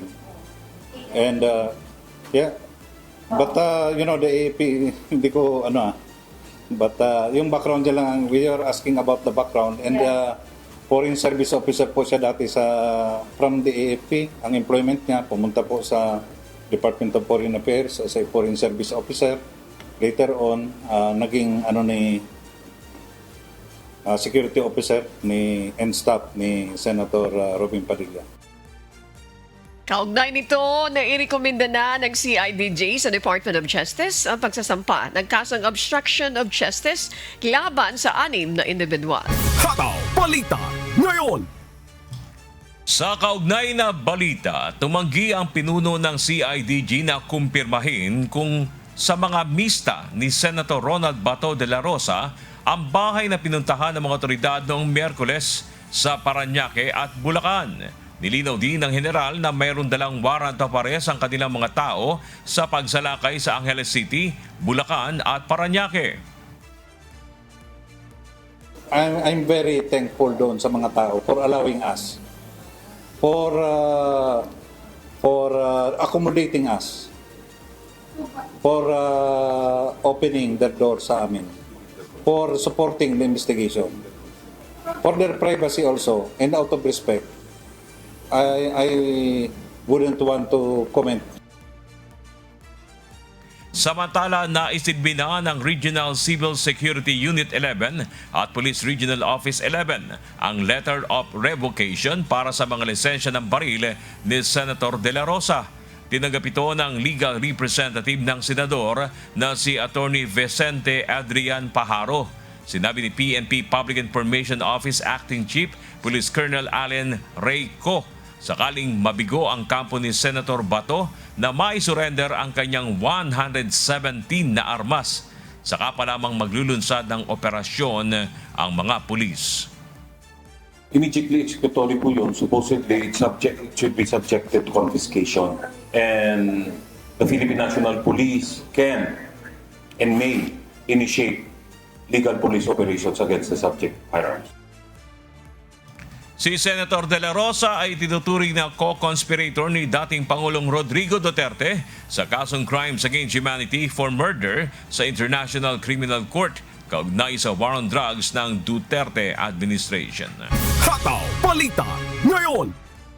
Naniniwala ang abogado ng mga biktima ng war on drugs na hindi hadlang para sa nakatakdang paglilitis kay dating Pangulong Rodrigo Duterte sa Nobyembre kung sakaling maaresto at madadala na rin sa International Criminal Court si Senator Ronald Bato de la Rosa. May hataw na balita si Dante Amento. Hindi dapat na mahadlangan at dapat na ituloy sa nakatakdang schedule ang paglilitis kay dating Pangulong Rodrigo Duterte sakaling maaresto at madala na sa International Criminal Court o ICC si Senator Ronald Bato de la Rosa. Yan ang iginiit ni Attorney Gilbert Andres, isang ICC-listed counsel at legal representative ng mga biktima ng war on drugs. Ipinaliwanag ni Attorney Andres na base sa mga nakaraang practice ng International Criminal Court, magkakaroon ng hiwalay na kaso sakaling maaresto o sumuko ang senador. Bagamat hiwalay ang mga kaso, may opsyon ang prosekusyon na hilingin ang consolidation o pagsasama ng mga kaso ni na dating Pangulong Duterte at Senator De La Rosa. Pwedeng separate po kasi yung kaso. Nalala niyo po nung naaresto po at sinurrender po si Mr. Duterte, nagkaroon po ng kasong the prosecutor versus Rodrigo Roa Duterte. Now let's say po naaresto po si Senator Bato de la Rosa at nasurrender po siya sa ICC under our Republic Act 9851. So magkakaroon po ng separate na case po, the prosecutor versus Ronald Bato de la Rosa. Gayunpaman, ang pinal na desisyon tungkol dito ay nakadepende sa trial chamber. Binigyang diin ni Attorney Andres na ang itinakdang simula ng paglilitis para kay former President Duterte sa darating na November 30 ay dapat manatili dahil pinahahalagahan ng korte ang efficiency, effectiveness at fair trial. Ang mabilis na proseso ay tinuturing na karapatan hindi lamang ng mga biktima kundi maging ng mga akusado upang maiwasan ang anumang hindi nararapat na pag-aantala o undue delay sa hustisya. So, pwede pong nakaseparate po sila, pwede po silang i-consolidate, ngunit naaayon po yan sa kung ano magiging motion ng prosecution at sa decision po ng chamber. Sa kabuuan, naniniwala ang legal team ng mga biktima na ang pag-usad ng kaso laban sa ibang opisyal ay hindi dapat maging dahilan upang maantala ang nakaplano ng trial roadmap para sa dating Pangulo. Dante Amento, humahataw sa Balita Ngayon. Sinampahan na ng Sandigan Bayan ang kasong plunder at graft si Senator Jinggoy Estrada at iba pang mga opisyal ng Department of Public Works and Highways. Ito'y dahil sa umano'y pagtanggap nito ng kickback mula sa mga infrastrukturang pinondohan ng pamahalaan. Ngunit ayon sa senador, tila questionable ang timing ng pag-usad ng mga kaso. May umahataw na balita si Evan Alvarez. Plunder at 2 counts ng graft ang kinakaharap ngayon ni Senator Jinggoy Estrada sa Sandigan Bayan. Ayon kay Assistant Ombudsman Miko Clavano, kaugnay ito nang natanggap ni Estrada na umano'y higit 573 million pesos kickback money mula sa DPWH Infrastructure Projects. Una nang pinabulaanan ng senador na naglagay siya ng anumang insertions sa national budget noong 2025. Ginamit nitong batayan ang ulat ng Senate Legislative Budget Research and Monitoring Office o LBRMO. Ayon sa Ombudsman, kinikilala nila ang naturang ulat, ngunit hindi ito sapat na batayan para sabihing walang kinasangkutang anumang anomalya ang mambabatas. However, this certificate does not capture all stages of the budgetary process, wherein insertions may be made in a layered method. Giit pa ng anti-graft body, mabibigat ang mga hawak nilang ebidensya, gaya ng mga testimonya ng state witnesses na lalong nagpatibay sa kanilang aligasyon na nagkaroon ng illegal na insertions sa pambansang pondo. Samantala, kinuwestiyon naman ni Senator Estrada ang timing ng pag-usad ng mga kasong kinasasangkutan ng ilang miyembro ng majority bloc ng Senado simula na nagpalit ng Senate leadership. Kamakailan, inihayag ni Ombudsman Crispin Remulla na bukod kay Estrada, inaasahan na rin ang pagsasampa ng kaso kay Senator Joel Villanueva sa loob ng ilang linggo. Habang mayroon pang ilang mambabatas mula sa mataas na kapulungan ng Kongreso ang laman rin ng kanilang investigasyon. I think at least 3 more, Senator. So, Cheese, Villanueva, Estrada, may 3 pa po. Marcoleta. Oh, tapos meron pang 3 pa. May 3 pa. Oh, 3, 4 pa. So, 7 po ang mawawala sa Senado. Wala akong kung majority minority eh. Pare-pareho lang sa akin yan eh. So, ayon kay Estrada, gagamitin ng kaniyang kampo ang lahat ng legal remedies upang ipakita ang umano'y irregularidad sa naging proseso sa pagsasampa sa kanya ng kaso, maging ang mga umano'y ebidensyang hindi nabigyan ng sapat na timbang at konsiderasyon. Ito na ang ikatlong plunder case na isinampa kay Estrada sa Sandigan Bayan. Una ay noong 2001 dahil sa pagkakadawit nito sa wetting operation. Ikalawa naman ay noong 2014, bunsod ng pagkakasangkot sa pork barrel scam. At sa pagkakataong ito, 2026, ay dahil naman sa umano'y pagtanggap ng kickback kaugnay ng flood control scandal. Evan Alvarez, humahataw sa Balita Ngayon. Nagsampa ng criminal complaints ng Bureau of Internal Revenue sa Department of Justice laban sa 4 na taxpayer na hindi nagbabayad ng buwis. Nasa 58 million pesos ang hindi nabayarang buwis ng 4 na taxpayer kasama na ang mga penalty at surcharges mula pa noong 2017. Ayon sa BIR, ilang beses naman silang nagpadala ng notice sa obligasyon ng mga taxpayer pero wala itong naging tugon. Sa ngayon, nasa 78 cases na ang naihain ng BIR sa DOJ sa ilalim ng programang Run After Tax Evaders o RATE program para habulin ang mga hindi nagbabayad ng buwis. Hataw Balita ngayon. Nilinaw ng Department of Foreign Affairs na nakabatay sa mga batas ng Pilipinas ang operasyon laban sa mga Chinese national na nandito sa bansa at hindi dahil sa nationality. Ito ang naging tugon ng DFA kasunod ng pahayag ng pagkabahala ng Chinese Embassy in Manila kaugnay sa mga pagkakaaresto kamakailan ng mga Chinese national sa mga operasyon ng Philippine authorities. Sa isang pahayag, sinabi ng DFA na mayroon silang ugnayan sa iba pang mga ahensya para masiguro ang tamang consular notification sa ilalim ng Philippine-China Agreement. Binigyan diin ng ahensya na iginagalang ng Pilipinas ang karapatan ng lahat ng foreign nationals sa ilalim ng ating batas. At iginiit na ang law enforcement ay nakabatay sa aksyon at mga ebidensya at hindi sa nationality ng isang dayuhan. Patuloy kayong mantabay, magbabalik pa ang Hataw Balita ngayon. Oras sa buong kapuluan. Isang minuto na lang po at 6:00 na ng umaga sa pagpapatuloy ng Hataw Balita ngayon. Regional News.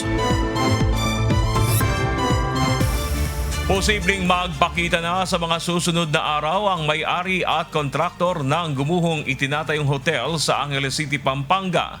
Ayon sa lokal na pamahalaan, ito'y matapos umanong makipag-ugnayan sa kanila ang kaibigan ng may-ari ng gumuhong gusali. Si Ryan Lacanlale, humahataw. Nakikipag-ugnayan na sa lokal na pamahalaan ng Angeles City, Pampanga ang may-ari ng gumuhong itinatayong hotel na si Ernest Jackson Lim at kontraktor nito na si Joel Koo.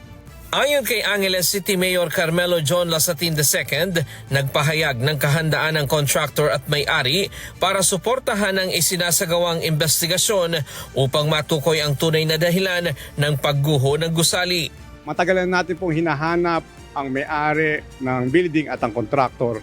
Sa ngayon, nakipag-ugnayan na po sila sa atin at nagpahayag po sila ng suporta para kung anuman kakailanganin natin mga dokumento, permits, reports, o anuman mga kaugnayan dito po sa trahedyang nangyari, makikipagtulungan po sila sa atin. Tiniyak naman ni Mayor Lasatin na magkakaroon ng transparency at accountability sa isinasagawang investigasyon. Base sa mga naunang ulat, sinasabing batay sa orihinal na plano hanggang 9 na palapag lamang ang itinatayong hotel. Subalit na diskubre sa kanilang permit na may itinatayo umanong swimming pool sa ika-10 palapag nito.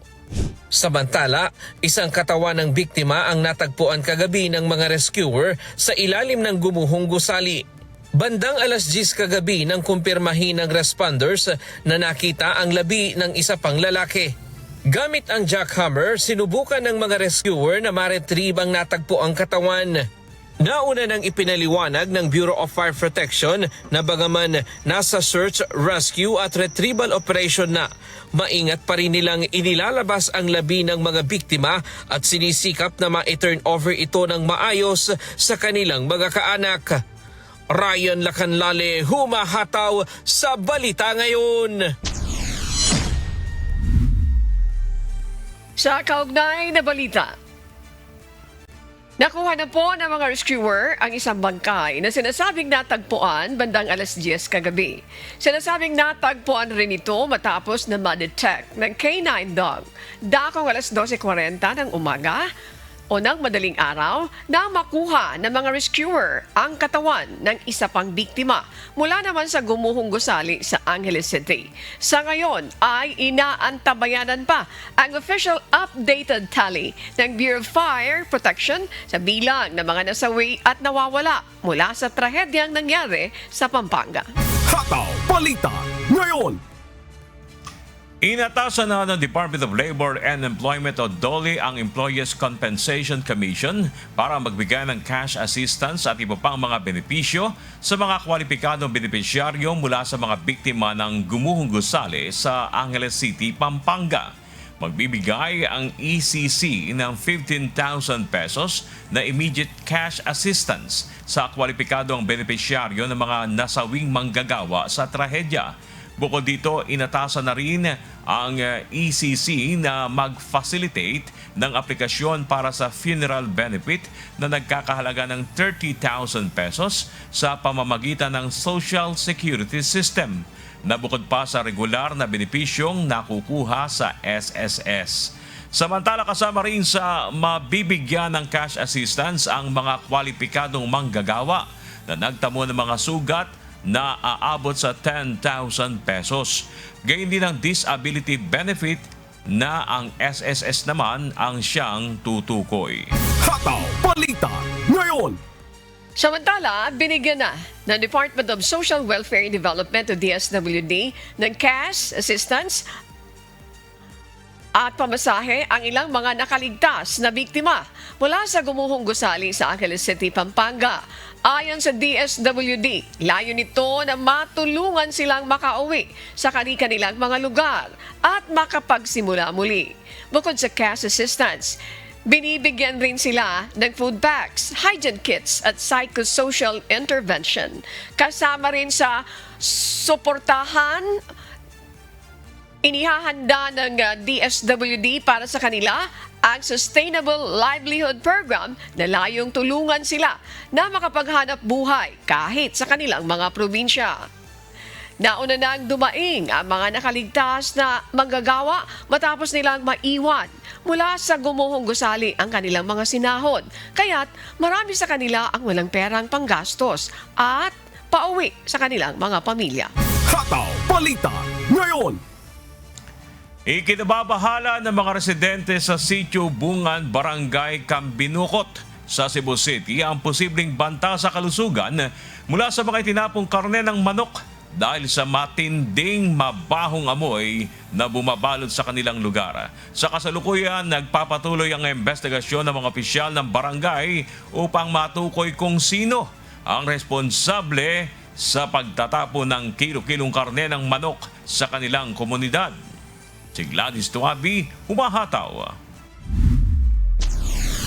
Kalbaryo ngayon ng mga residente mula sa Sitio Bungan sa Barangay Cambinukot sa Cebu City ang nakasusulasok na amoy matapos na itapon sa gilid ng kalsada ang tinatayang nasa 200 kilo ng karne ng manok. Ayon sa mga residente, noong linggo ng gabi, napansin nila ang isang sasakyan na dumaan sa lugar na pinaniniwalaang siyang nagbaba ng mga naturang karne. Dahil sa tindi ng mabahong amoy, nangangamba ang mga residente sa posibleng masamang epekto nito sa kanilang kalusugan, lalo na sa mga bata. Baho gikastanan, ma'am. Kung pagi maglain na itong tiyan, ang mga bata, nagmas sila, pandili, mulapos nga po nilang kanang baho po ko ba. Dood kayo, magsuka sa haymi. Kanaging nagdamba sa hangin nga to, mudagin sa hangin to, kuwang ba, baho dyan kaayos na. Among kabalakan gida to, katong kuwang siya nga, masakit ang mga bata ba, may kuyaw kayo. Ang kanang kuwan ba nga, simbako ba? Ang akong kadlokan lang ba? Simbako ang ilang baho ba? Makadaot sa lawas? Agad naman umaksyon ang mga opisyal ng barangay at sinunog ang mga itinapong karne upang maiwasan ang posibleng pagkalat ng sakit. Hinala ng mga otoridad, posibleng inutusan ang nagtapon na ibaon ang mga ito, subalit hindi ito sumunod at itinapon na lamang sa tabi ng kalsada ang mga karne ng manok. Ilang gisunog ang katong maong karni kay baho na musig kayo. Kung abot tong takuban og yuta, may tabo, kabkabon sad sa ero. So ongoing among silbi untang update or manguha mi mga ebidensya. So anyway, makasuhan bagid siya kay naman tay City Ordinance 1361. Nagtuog ito siya dito nga ingon tang layo sa mga tao kay open space man gyud siya. Pero dapat sa kalsada, layo sad sa mga panimalay. Pero bisag layo pa sa panimalay mga 30 to 50 meters gikas sa panimalay manimaho gyud siya. Di gyud pwede na malimaho kay baho. Tungod kadaghan unda sa nagbuhat ato, wala gid akong giingon nga dili pa sa awahi ang tanan kung moduol lang sa barangay para maistoryahan ba o nganong iyatong gibuhat. Sinusuri na ng barangay ang mga CCTV footage mula sa mga kalapit na establishmento upang matukoy ang driver at plate number ng sasakyang ginamit sa insidente.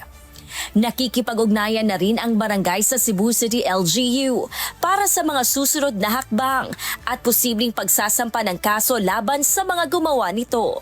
Sa ngayon, wala pa namang naitatalang mga residenteng nagkakasakit kaugnay ng insidente ayon sa Health Office. Gladys Tuabi, humahataw sa balita ngayon.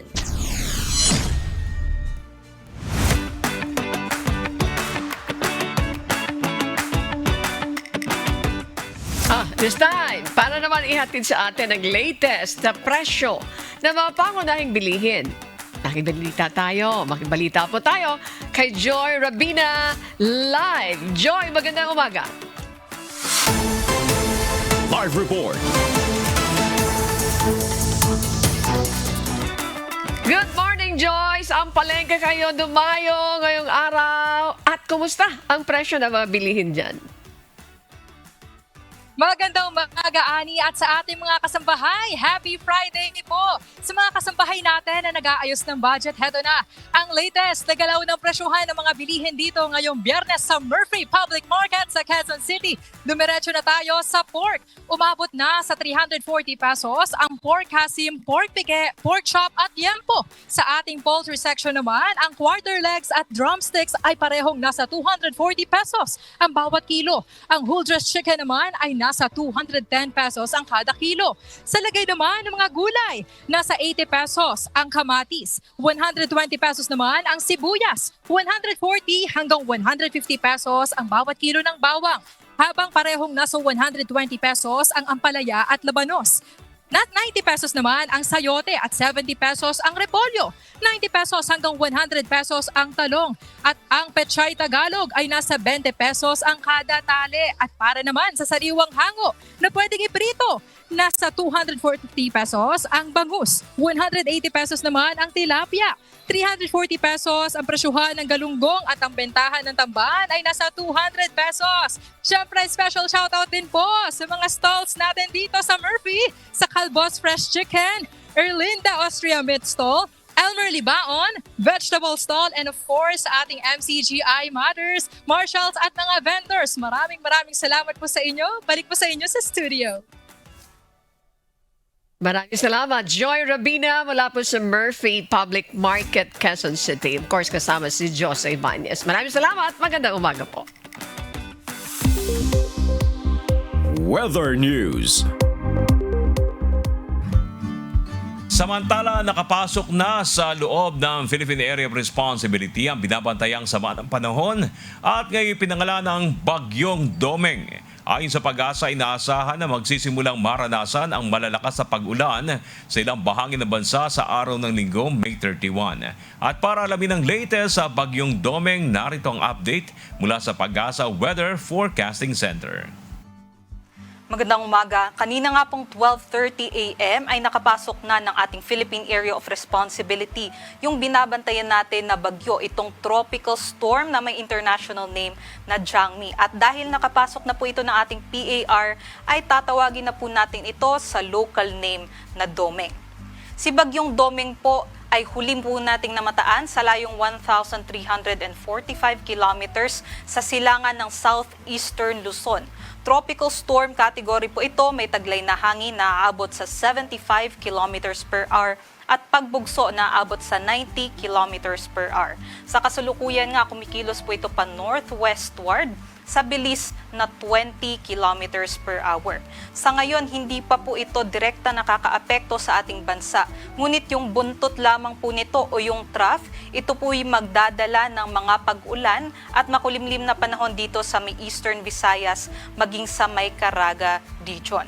Aside naman po dito sa minomonitor natin na bagyo ay yung southwesterly wind flow o yung paunang ihip nitong habagat ay magdadala rin na maulap na panahon, kalat-kalat na mga pag-ulan, pagkulog at pagkidlat dito naman po sa may Palawan, maging sa may western sections ng Visayas and Mindanao. Asahan nga po natin yung katamtaman hanggang sa malalakas na mga pag-ulan dito po sa may Western Visayas, Negros Island region, maging sa may Zamboanga Peninsula, Barm, Soc-Sargen, maging sa may Lanao del Norte. So doble ingat pa rin dahil posible po itong magdala ng mga pagbaha at pagguho ng lupa.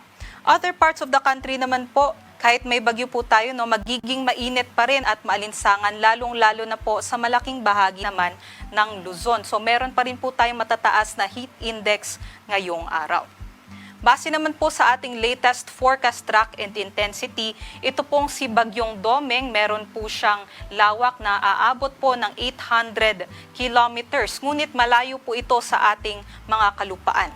Kung mapapansin nyo nga po, mababa yung tsansa na ito po'y mag-landfall. At sa nakikita natin, ito nga po'y magno-northwestward at magno-northward over the forecast period at mag-stay po siya dito sa may area ng Philippine Sea. So sa nakikita natin, within the next few hours ay maaaring mas lumakas pa itong si Bagyong Domeng, maging severe tropical storm, possibly by 2 p.m. at maging typhoon category naman po bukas araw ng Sabado. Nakikita din po natin na hanggang typhoon category lamang po ito habang binabaybay ang Philippine Sea at pagsapit naman po ng Sunday ay north-northward o northward patungo naman po sa may Japan area. Makakalabas po ito ng ating Philippine Area of Responsibility possibly po by Monday. Ngunit kahit malayo po ito sa ating mga kalupaan, ay maaari po itong magdala ng mga pabugso-bugsong hangin at meron din po itong epekto sa ating mga karagatan. So expect po natin dito sa may Eastern Seaboard ay magkakaroon po tayo ng mga masungit na panahon and also yung matataas na mga pag-alon. So possibly magkaroon din po tayo ng coastal gale warning dito po sa may extreme northern Luzon over the weekend.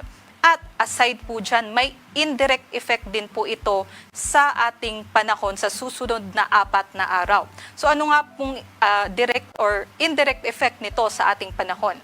Maaari pong ma-enhance o mapalakas nito yung southwesterly wind flow o kumbaga kanya pong possibly po magkaroon ng mga pag-ulan dulot nitong paunang ihip ng habagat. So possibly tomorrow ay magkaroon pa rin po ng epekto yung southwesterly wind flow dito sa may Palawan and western sections of Visayas and Mindanao. But starting Sunday hanggang sa Tuesday ay meron ng enhancement o kumbaga kanya nga pong hihilahin yung hangin patungo dito sa ating landmass dahil malakas nga po ito na bagyo. So dahil sa paghila nitong bagyo sa ating southwesterly wind flow, maaaring makaranas ng katamtaman hanggang sa malalakas na mga pag-ulan yung mga kababayan natin dito sa kanlurang bahagi ng ating bansa. Nakikita nga po natin, even dito sa may Luzon area, sa may Metro Manila even ay makakaranas po tayo ng mga malawakang mga pag-ulan, especially by Monday and Tuesday. So sana paghandaan po natin ito kung meron po tayong kailangan ayusin sa ating mga bahay, yung mga gutter natin o mga bubong na merong mga sira ay i-take na po natin itong chance na ito ngayon para po ay ayusin na po natin yung ating mga kabahayan. Dahil posible po yung mga pagbaha at pagguho ng lupa dahil dito sa enhancement ng southwesterly wind flow. Para naman po sa ating pagsimula ng ating rainy season o yung ating habagat, no, nakikita natin within the next few days, possibly by first week of June, ay magdeklara na tayo ng simula ng ating habagat. At para naman po sa magiging severe winds, no, sa nakikita natin, mababa naman po yung tsansa na magkaroon tayo or mag-raise tayo ng wind signals. Pero yun nga po, meron pa rin pong pabugso-bugsong hangin. Simula bukas, meron na po sa malaking bahagi ng Visayas and also sa may parts din po ng Luzon and Mindanao. And also dito rin po sa Sunday, no, especially sa may extreme northern Luzon area, ay malalakas po yung ating mga hangin dyan. Para naman po sa ating heat index, ito po yung natala natin kahapon ng alas 5, pinakamataas po dito sa mga lugar ng Tuguegarao City, Cagayan, Kasiguran, Aurora, Sangli Point, Cavite, San Ildefonso, Bulacan, nasa 47 degrees Celsius na danger level pa rin po ito. Nakapagtala naman po tayo ng hanggang 43 to 44 degrees Celsius sa Metro Manila kahapon. At magpapatuloy pa rin nga ang mainit at malinsang panahon ngayong araw sa malaking bahagi ng Luzon. So expected pa rin po natin hanggang danger level na heat index dito sa Metro Manila 43 to 44 degrees Celsius pa rin at 47 degrees Celsius pa rin po sa may Kasiguran, Aurora, maging sa may Sangli Point, Cavite. So yung heat index po ay pinagsamang epekto ng init ng hangin and also yung halumigmig. So kung meron po tayong danger level na heat index, ay maaari po itong magdulot ng heat exhaustion, heat cramps, and in worst case scenarios, yung heat stroke. So delikado, magdala pa rin po tayo ng payong kung lalabas po tayo at stay hydrated po tayong lahat. Sa ngayon, wala naman po tayong nakataas na gale warning sa ating mga seaports.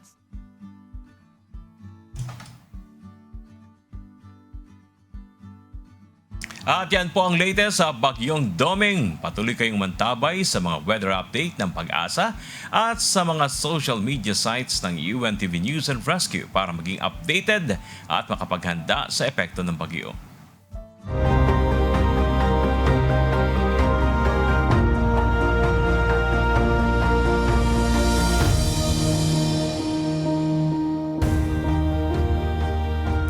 Habang nagpapatuloy ang retrieval operations sa nangyaring pagguho ng 9 na palapag na gusali sa Angeles City, Pampanga, hindi lamang mga rescuer ang patuloy na kumikilos sa Ground Zero. Iba't ibang sektor at volunteers na rin ang nagkakaisa upang magbigay suporta at tulong para sa kapakanan ng mga responders ng ilang araw na ang naka-duty sa lugar. May hataw na balita si Joshua Antonio. Ikalimang araw na nagpapatuloy na search, rescue at retrieval operation sa collapsed 9-story building sa Angeles City, Pampanga sa pangunguna ng Bureau of Fire Protection o BFP kasama ang iba't ibang rescue groups at response agencies. Sa gitna ng mabigat at delikadong operasyon, kapansin-pansin ang walang humpay na pagsisikap ng mga technical rescuers upang maabot at ma-retrieve ang mga natrap sa ilalim ng mga guho. Patuloy ang maingat na operasyon gamit ang specialized equipment habang sinusunod ang masusing assessment para matiyak ang kaligtasan ng mga responders na nasa Ground Zero. Samantala, bukod sa mga rescue personnel, iba't ibang individual at pribadong sektor na rin ang nagtutungo sa lugar upang magbigay suporta para sa pangangailangan ng responders. Kabilang sa kanilang ibinibigay ang ready-to-eat meals, inumin at iba pang assistance para sa mga rescuers at personnel na halos walang tigil sa operasyon. Kabilang sa mga naghatid ng tulong ang Members Church of God International o MCGI na nagdala ng pagkain hindi lamang para sa mga rescuer kundi maging sa mga media personnel na naka-duty rin sa lugar. Ay talagang saludo po tayo sa mga rescuer. Pag inano po nila yung sarili nila kahit na delikado po yung sitwasyon. Saludo po tayo. Salamat sa Diyos at nandyan po kayo. Yung nag-joke po, siyempre po para makagawa po sa kanila ng mabuti po, makatulong po, lalo na po sa ganitong sitwasyon, makatulong po tayo para man lang kahit sa maliit na paraan, makabahagi man lang tayo, makatulong sa kanila, makagawa tayo ng mabuti sa kanila. Mayroon ding isang Korean businessman na voluntaryong tumutulong sa mga rescuer at police na nakadeploy sa Ground Zero.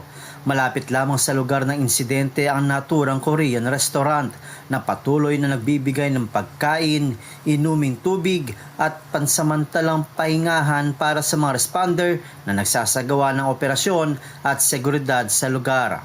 Sa gitna ng trahedya at panganib sa Ground Zero, muling naipapakita ang diwa ng bayanihan kung saan hindi lamang mga rescuer ang lumalaban upang may pagpatuloy ang operasyon, kundi maging ang mga ordinaryong mamamayan at sektor na handang tumulong para sa kapakanan ng mga nasa unahan ng sakuna.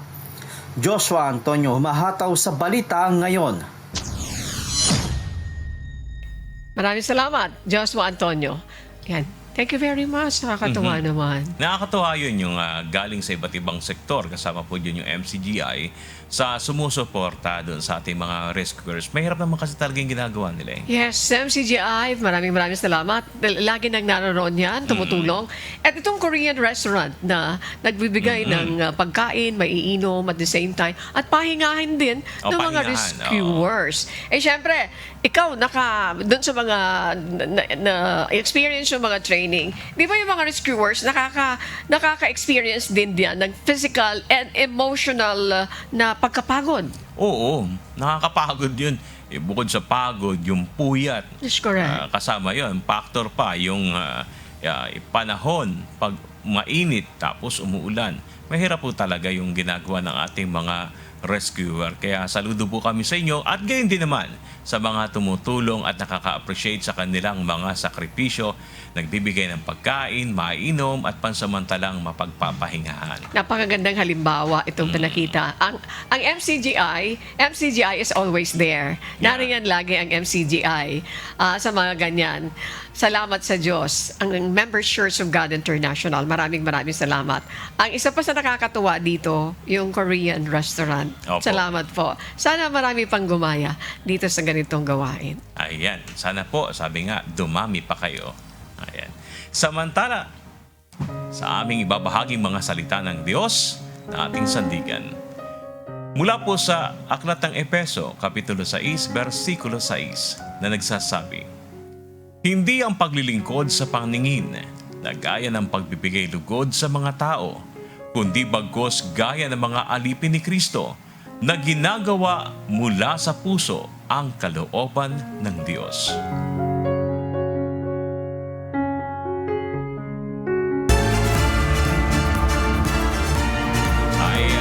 Muli, may oras pa naman. Pwede tayong bumati sa ating mga kababayan. Uy, batiin mo yung kapatid mo. Lagot ka dyan. Kapatid mo sa Canada. Nag-message din siya sa YouTube natin. Siya daw ay wag ko nang batiin si Louie Daddies na nandyan po sa Regina, Canada at nanonood daw siya. Kasama yung mga iba nanonood sa atin sa YouTube. Binabati namin po kayo. Hindi na namin kayo may isa-isa sa ating mga kababayan. Salamat po sa inyong pagsuporta. At dahil usapang batian rin, binabati ko ng happy 38th anniversary ang lokal po ng Maypaho, Caloocan. MCGI lokal ng Maypaho. Sila po ay 38 years na at sila ay magpapasalamat this coming Saturday. Ayan, sa lahat ng mga hindi ko pa po nabati na nagpapabati, binabati ko po kayo. Maraming salamat. Opo. As always naman, ayan, yung kapatid ni Brad Bernard na nariyan sa Canada. Ang pangalan? Louie. Magandang umaga po sa inyo. Maraming salamat sa panonood. Ayan binati ko na. Ayan, wala ka ng utang. Sige. Yan po ang mga mahataw na balita ngayong umaga ng Biyernes, ika-29 sa buwan ng Mayo 2026. Sa ngalan ng lahat ng bubuo ng UNTV News and Rescue, UNTV Radio Libertad 1350 at ang ating mga correspondent mula sa Pilipinas at sa iba't ibang panig ng mundo. Ako po si Bernard Daddies. Maraming salamat.